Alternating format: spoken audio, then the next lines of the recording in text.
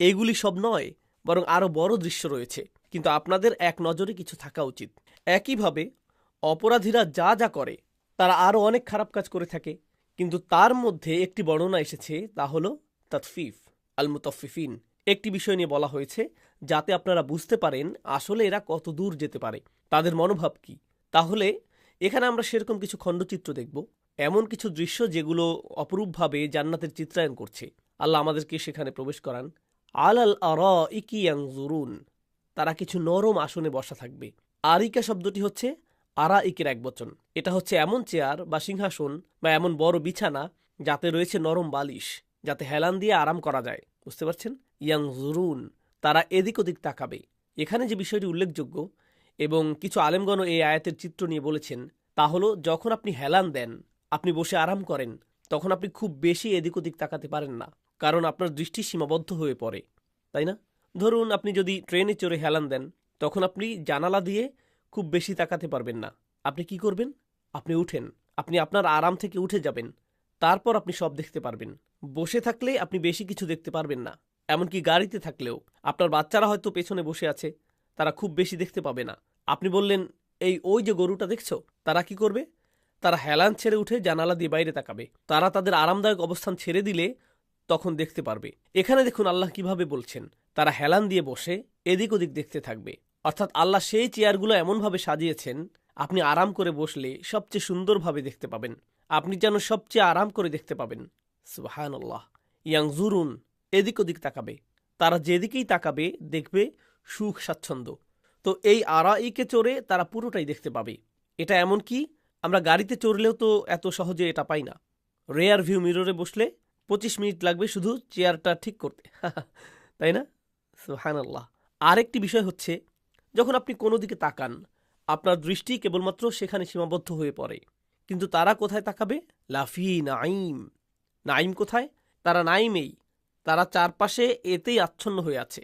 অতএব তারা সেখানে বসেই চমৎকারভাবে সব দেখতে পাবে যা আল্লাহ তাদের জন্য রেখেছেন। তারিফু ফি উজুহিহিম নাদরাতান নাইম, আপনি তাদের চোখ মুখে দেখতে পাবেন নাদরা।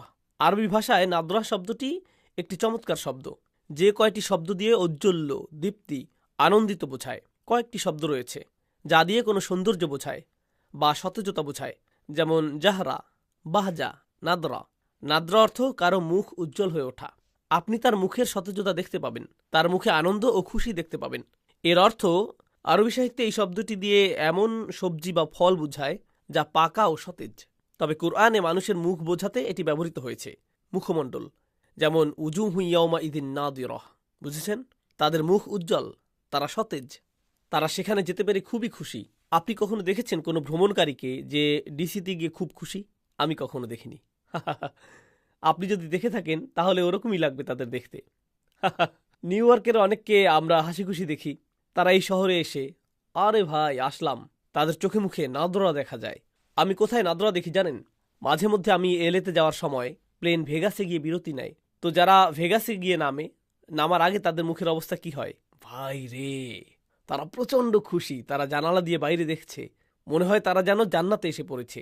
তো প্লেন যখন আবার ছাড়ে, এর দিকে যাত্রা শুরু করে, তখন প্লেনে উঠে যারা ভেগাস ত্যাগ করছে তাদেরকে দেখে মনে হয় এমন মানুষের সারি যাদেরকে জাহান্নামের টিকিট ধরিয়ে দেওয়া হয়েছে। তাদের মুখ নিচের দিকে, তারা কারো দিকে তাকায় না, দেখে মনে হয় আত্মহত্যা করবে, মনে হয় তাদের জীবনের সমস্ত সম্পদ তারা ফেলে যাচ্ছে। ভিন্ন ভিন্ন দৃশ্য, এখান থেকে এখানে, আবার ওখান থেকে ওখানে। তো এখান থেকে আপনারা কিছুটা ধারণা পাবেন যে নাদরাহ কি। তারা সেখানে আরাম আয়েসে বসে থাকবে, তাদের দেখে মনে হবে সতেজ, তাদের মুখ হবে উজ্জ্বল। তারিফু ফি উজুহিহিম নাদরাতান নাইম, এখানে ইদফ হয়েছে, মুদফ ইলাই হচ্ছে নাইম। সেখানের আনন্দ সুখ দেখে তাদের চোখ মুখ উজ্জ্বল হয়ে ওঠে।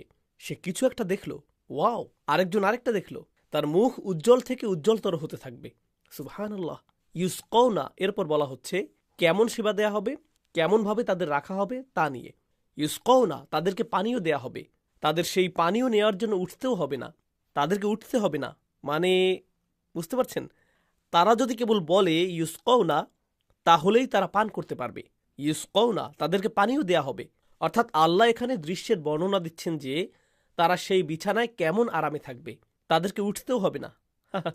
ইউসকাউনা, পানীয় হিসেবে কি দেয়া হবে? মিন রাহিকিন মাখতুম, প্রথমে রাহিক শব্দের অর্থ বুঝুন।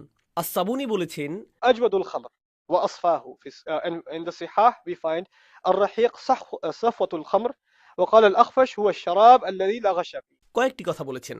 সবচেয়ে বিশুদ্ধ মদ বা পানীয় যার মধ্যে কোনো বাবল নেই বা কোনো বয়সের বাধা নেই, এটা একেবারে পরিষ্কার, এর মধ্যে পুরোটাই দেখা যায় এমন।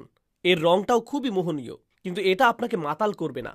আপনি এটা যত ইচ্ছা পান করবেন, কিন্তু মাতাল হবেন না। কয়েকজন বলেছেন এটা হবে খুবই চমৎকার সুবাস মাখা। এরপর বলা হচ্ছে মাখতুম।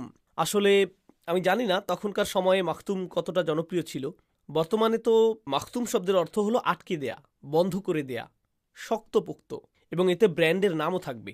আপনি যখন এটা খুলেন, কিছু পানিয়ে দেখছেন না একটা সিল থাকে, যদি সেই সিল না থাকে তাহলে সেটা কেনা যাবে না।